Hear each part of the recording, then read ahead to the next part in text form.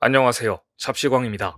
2022년 7월 아베 신조 전 총리에 이어 2023년 4월 기시다 후미오 총리도 선거 유세 과정에서 공격을 당하는 사건이 발생하자 일본 열도는 충격에서 헤어나오지 못하고 있습니다.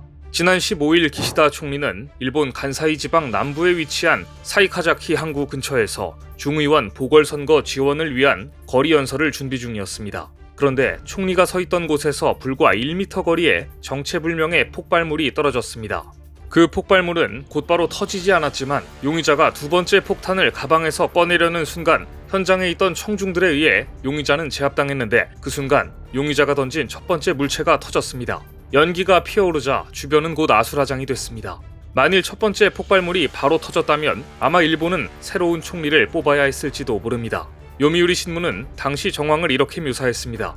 폭발물이 낙하한 장소는 총리의 등 뒤였다. 폭발이 일어난 것은 투척한 지 약 50초 뒤였다. 이번 폭발로 기시다 총리는 특별한 부상을 입지 않았지만 근처에 있던 경찰관 한 명이 왼팔을 두세 바늘을 꿰매는 부상을 입었습니다. 용의자 기무라 류지는 현장에서 체포되었고 그가 사용한 폭탄은 길이 20에서 30cm의 은색 통 모양의 쇠파이프 폭탄이었으며 용의자는 현장에서 발견된 2개 외에도 가방에 여러 개의 폭탄을 가지고 있었던 것으로 보도됐습니다. 경찰은 곧바로 용의자의 집을 압수수색해 화약으로 보이는 물체와 컴퓨터 등을 압수했습니다.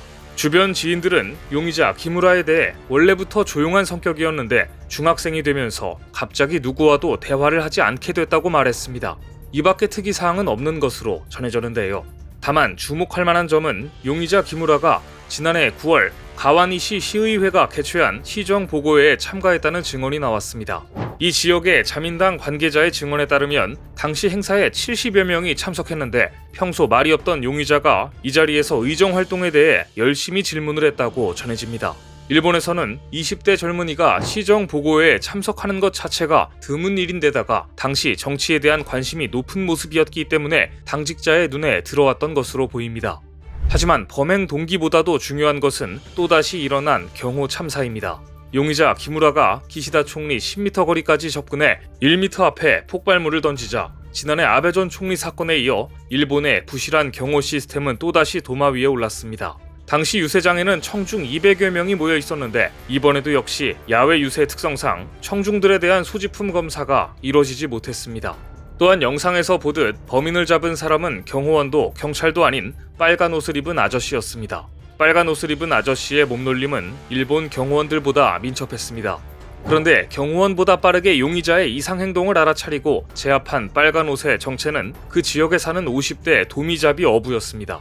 이 어부는 현지 언론과의 인터뷰에서 용의자가 처음으로 무언가를 던지고 배낭에서 또 무언가를 꺼내려고 했다. 순간적으로 몸이 움직여서 붙잡았다고 말했습니다. 영상을 보면 이 남성은 용의자가 폭발물로 추정되는 물체를 던지자마자 용의자에게 달아가 헤드록을 걸어 경호원이 올 때까지 붙잡아뒀습니다. 당시 현장에 있던 사람들은 폭발음이 나자 웅성거리면서 혼란스러워했고 경호원들도 상황을 파악하느라 용의자를 특정하지 못했습니다. 하지만 이 빨간 옷을 입은 어부는 용의자의 목덜미를 잡았고 도망가지 못하도록 끝까지 헤드록을 걸었습니다.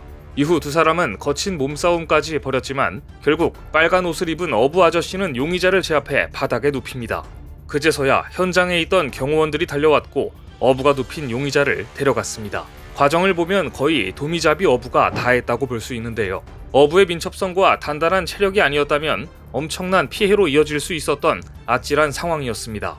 아베 신조 전 일본 총리가 총격을 받고 사망한 지 불과 9개월 만에 또다시 총리를 겨냥한 폭발물 투척 사건이 발생하자 일본은 지금 엄청난 불안감에 휩싸여 있습니다. 커다란 인명피해로 이어지지는 않았지만 일본은 안전한 국가라는 자부심이 송두리째 흔들리고 있기 때문입니다. 아베 전 총리의 사망 이후 책임자를 문책하고 경호 체제를 강화했지만 실질적인 효과는 없었다는 게 이번에 또 한 번 드러났습니다. 사건 현장에서 용의자를 제압하는데 힘을 보탠 어민 중 한 사람조차 산케이 신문과의 인터뷰에서 아베 신조 전 총리의 사건이 있었는데 이번에도 경비가 허술했던 것 아니냐고 지적했을 정도입니다. 더구나 이번 사건이 발생한 와카야마현은 아베 전 총리가 피격당한 나라현과 바로 이웃한 지역입니다. 요미우리 신문은 16일 경호원들은 어째서 사전에 용의자의 접근을 막지 못했는가라며 날선 비판을 가했습니다. 사건 당일인 15일 오전 가랑비가 내리는 가운데 기시다 총리가 연설을 준비하는 순간 폭발물이 기시다 총리의 뒤쪽에 떨어지자 경호원이 뛰어들어 폭발물 쪽으로 보호 가방을 펼치고 발로 차는 동시에 총리를 감싸며 피신시켰습니다. 얼핏 들었을 때 정상적인 경호 시스템이 동작한 것 같은데요. 하지만 실상은 그렇지가 않습니다. 청중 속에는 유사시를 대비해 사복 경찰관이 배치돼 있었기 때문입니다.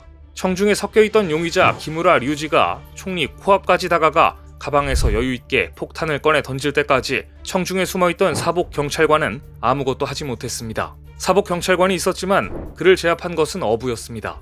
일본의 한 경찰 간부는 현장 경찰관 중 왜 한 명도 용의자의 이상 행동을 파악하지 못했는지 의문스럽다고 말했습니다. 전문가들은 폭발물에 집어넣은 화약의 양이 많았다면 엄청난 피해가 날 수 있었다고 지적합니다.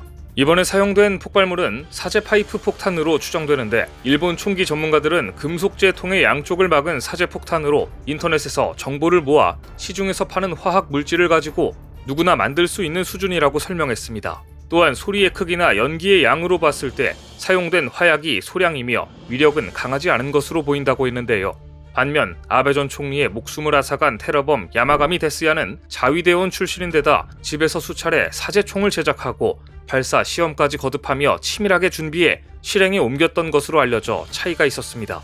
일본 언론들은 두 사건 모두 선거 유세 중에 발생한 것은 심각한 문제라며 유세 현장의 보안 강화를 요구하고 나섰지만 현재 일본의 보안 수준으로는 역부족입니다. 게다가 아베 전 총리에 이어 이번 기시다 총리에 대한 공격 역시 특정 조직이나 단체 소속이 아닌 개인에 의한 범행 가능성이 높은 것으로 알려지자 외로운 늑대, 곧 개인에 의한 테러를 어떻게 막을 것인가에 대한 고민이 역력합니다. 지난해 아베에게 총격을 가한 야마가미가 인터넷을 통해 총기 제작을 배워 범행을 했다고 알려지자 일본 경찰은 SNS에 인터넷 총기 제작법 삭제를 요청하고 있다고 밝혔지만 인터넷으로 폭발물을 만들 줄은 몰랐나 봅니다. 사실 이런 수준의 대응은 대책이라고 하기에 턱없이 부족합니다. 무엇보다 일본의 큰 고민은 다음 달 일본 히로시마에서 열리는 주요 7개국 정상회의입니다. 이번 G7 정상회의는 기시다의 정치적 텃밭인 히로시마에서 열립니다. 따라서 기시다는 온갖 공을 들이고 있는데 미국, 독일, 프랑스 등 세계 주요국 정상들이 참석하는 큰 국제행사에서 또다시 이러한 사태가 발생한다면 일본의 국가 이미지에 심각한 타격을 줄 수 있기 때문입니다. G7 회의를 앞두고 어부만도 못한 일본 경찰의 처참한 경호 수준이 만천하에 드러나자 일본은 지금 당혹스러움을 감추지 못하고 있습니다. 사실 이런 터무니없는 수준의 경호와 치안 상태로 G7 정상회의 개최는 불가능하다는 여론까지 형성되고 있는데요. 9개월 전 아베 전 총리에 대한 경호에 철저히 실패한 일본 경찰은 아베 전 총리의 국장에는 경찰력 2만 명을 동원해 최고 수준의 경계를 펼쳤습니다. 사실 최고 수준의 경계라기보다는 최고 수준의 소 잃고 외양간 고치기가 더 어울리는 사례인데요. 이번에도 만약 50대 도미자비 어부가 참사 직전 용의자를 발견하고 제압하지 못했다면 어떻게 됐을지 일본은 지금도 다시 한번 놀란 가슴을 쓸어내리는 한편 다가오는 G7 정상회의를 안전하게 치를 수 있을지 불안함 속에 용의자의 입만 쳐다보고 있는 실정입니다. 평소 너무나 조용했다던 24세 청년 기무라 류지는 대체 어떠한 이유로 기시다 총리에게 폭발물을 던졌는지 다음 시간에 이어집니다. 오늘 준비한 소식은 여기까지입니다. 댓글을 통한 여러분들의 많은 의견 기다리겠습니다. 시청해주셔서 감사합니다.